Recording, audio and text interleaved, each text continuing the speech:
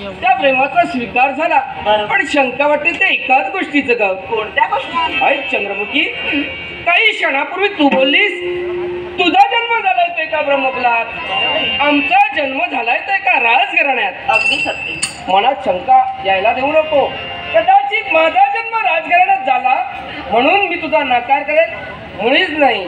पण तुमचा जन्म ब्राह्मण घराण्यात, तुमची पितृदेवता श्रेष्ठ कोण असतील, कदाचित आमच्या भाला विरोध करतील. पण तरी देखील मी सांगतोय, मी मनाने काहीतरी सांगू इच्छितो. ऐकायचंय? सांगा ना. आज मी तुझ्या प्रेमाचा स्वीकार केला, तू देखील माझ्या प्रेमाचा स्वीकार केला. हो. मग मी तुला वचन देऊ इच्छितोय. ऐक चंद्रमुखी, या विश्वात आज चंद्र सूर्यासपर्यंत मी लग्न करीन ते फक्त तुझ्याशीच करीन, तुझ्याशीच करीन, तुझ्याशीच करीन. आज माझंही पण समाधान आणि आपल्या प्रेमाला नाही अगदी. चंद्रमुखी,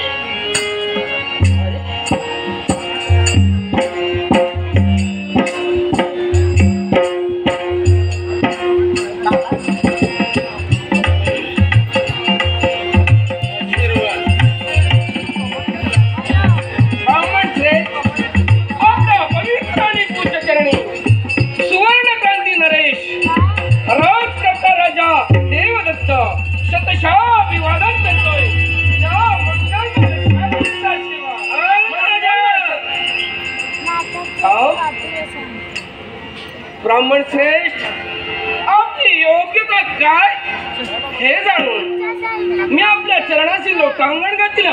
काय चंद्रमुखी, झोपडीची सारी सूत्र मी तुझ्या हाती दिली. स्वतःचं कर्तव्य परिपूर्ण करून पुनश्चया झोपडीत मी रवाना झालो. मग सांग, हे मी काय पाहतोय? बाबा, जे तुम्ही पाहिलात ना ते सारं समजून यालाही कारण आहे. बाबा, माझ्यावर आलेलं संकट याने दूर केलं आणि म्हणूनच हे सारं सर्वस्व घडलं. जे तुम्ही ऐकलंय ते सारं यावेळी स्वतःचा बाप आपल्याला झोपडीत नसताना निर्णय घेऊन तू यावेळी बापाचा विचार नाही केला. बाबा, पूर्णपणे विचार केला. कोणता करेल? बाबा, जर मी तुमचा विचार केला नसता तर कदाचित माझ्या जीवनाचा शेवट झाला असता. आणि म्हणूनच अगदी माझ्या मतानं मी ठरविलंय, ज्यावरती माझं जीवन अगदी धुळीला मिळणार होतं आणि ते जर काही त्यांनी वाचवलं, मग माझं प्रेम मी यांच्या चरणावर. हे राजकर्त्या, यावेळी झोपडीत तू प्रवेश करता झाला. स्वतःच कर्तव्य तू निभावला, त्रिवार सत्य आहे. आणि या ठिकाणी प्रेमाच्या याचना तू माझ्या मुली समोर केला. मग सांगाय, क्षत्रिय आणि ब्राह्मण यांचं नातं ते का? क्षत्रिय आणि ब्राह्मण यांचं नातं, क्षत्रियांना ब्राह्मण गुरुच्या स्थानी आहे. गुरु म्हणजे पितृदेवा समान आहेत. आणि मी जर का तुझा गुरु असेल तर सांग, माझी कन्या तुझी कोण? तुम्ही जर का गुरु असाल तर गुरु या शिष्याच्या नात्याने ती माझी भगिनी झाली. भगिनी आहे ना? मग सांग, जर का ती तुझी भगिनी होती, मग सांग तिच्या समोर असं प्रेमाचे जाळे कोणत्या अधिकारानं केला? ब्राह्मण श्रेष्ठ, तुम्ही चांगल्याच जाणताय.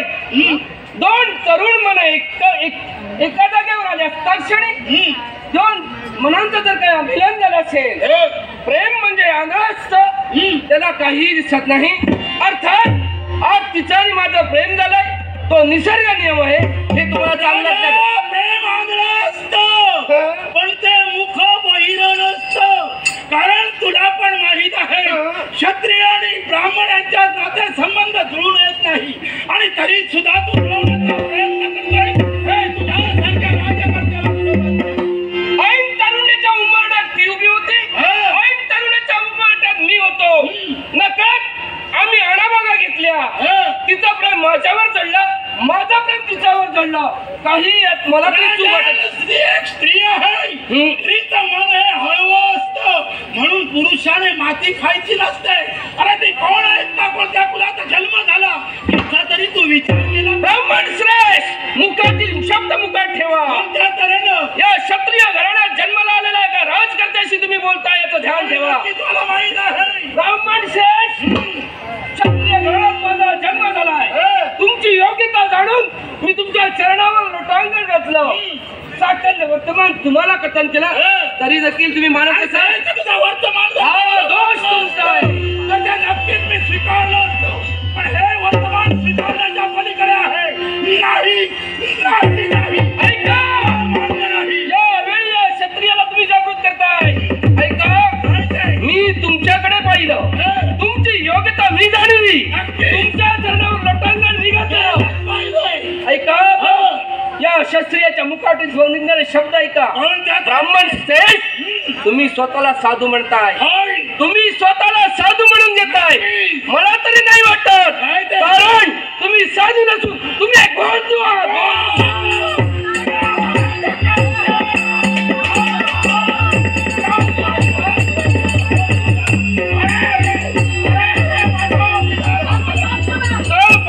मस्तकाला जाऊन मिळली एक सारखा रागाने लाल बुंद तुम्ही होताय. कुणीतरी म्हटलंय वृक्ष तिथे छाया, गुहा तिथे माया.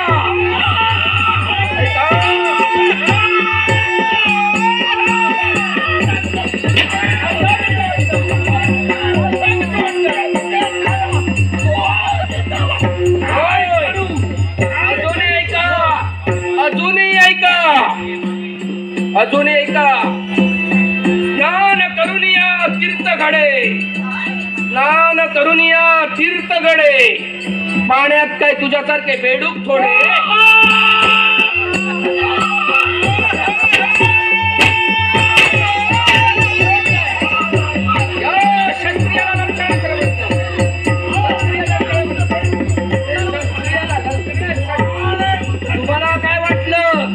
तुम्हाला काय वाटलं?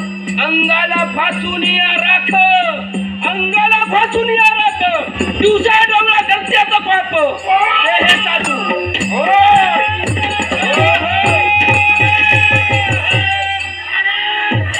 ऐका, अजून ऐका, या क्षत्रियाच्या मूर्खातील निघणारे मुखद्वार ऐका. तुम्हाला काय वाटलं? या तुमच्या दाढी मिशा पाहून तुम्हाला नतमस्तक करतात लोक. होय, या दाढी मिशा नसून या वटवृक्षाच्या पारंब्या.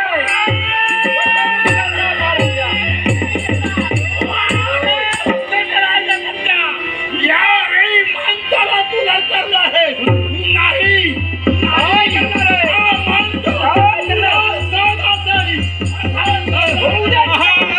तेने मुक्तीचारी साधिये, तेने मुक्तीचारी साधिये, देवाची वारे वाचन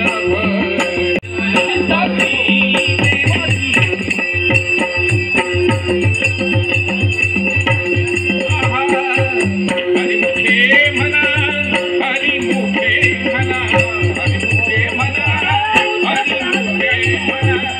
पुण्याची गणना कोण करी, पुण्याची गणना कोण करी, देवाची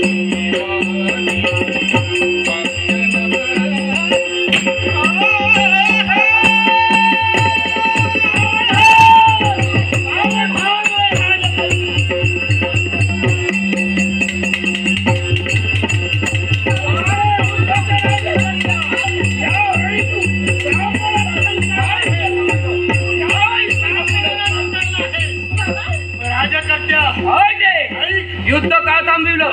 प्राणाच्या आशंकेनं मरणाची भीती निर्माण झाली. तुला गर्व झाला.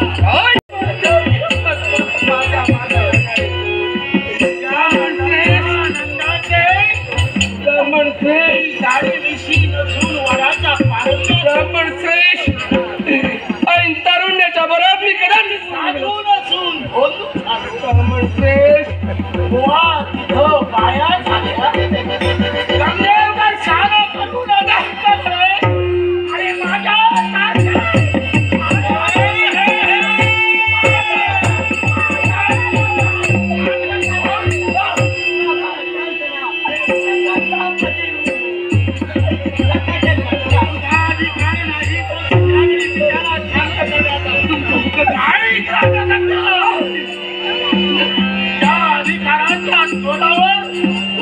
या ब्रह्मानंद ऋषीला तू दिवसला आहेस का? त्याच अधिकाराच्या जोरावर सांगतोय मी. तुला मृत्यूलोकाच्या ठिकाणी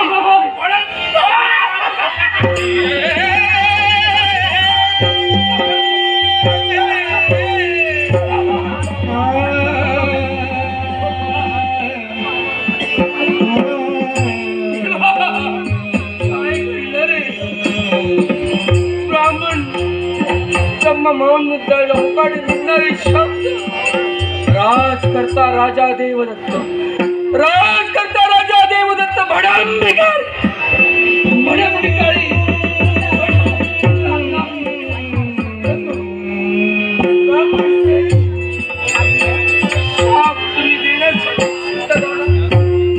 पण तुमचा शाप सत्य होणार आहे. तो शाप मला भोगावा लागणारच आहे. अतुना धाल या राजकर्त्याची होती. पण ब्राह्मण श्रेष्ठ शाप देण्यासाठी तुम्ही तत्पर ठरला. पण शास्त्राधार ब्राह्मण श्रेष्ठ राजकर्ता तुमच्या समोर शास्त्राधार ठेवतोय. दानाला दक्षिणा परत आम्हाला पारितोषिक आणि शापाला उत्साह.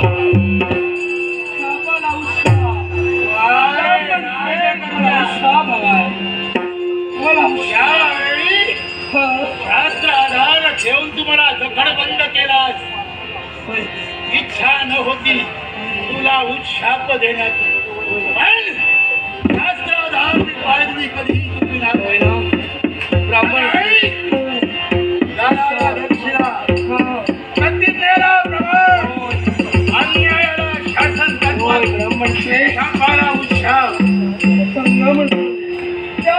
देवतेची तू लहानपणापासून भक्ती केली. हीच देवता म्हणजे वैकुंठीचा नारायण. या देवाचं दर्शनातलं आमचं साक्षात दर्शन झालं असेल असं होणे नाही.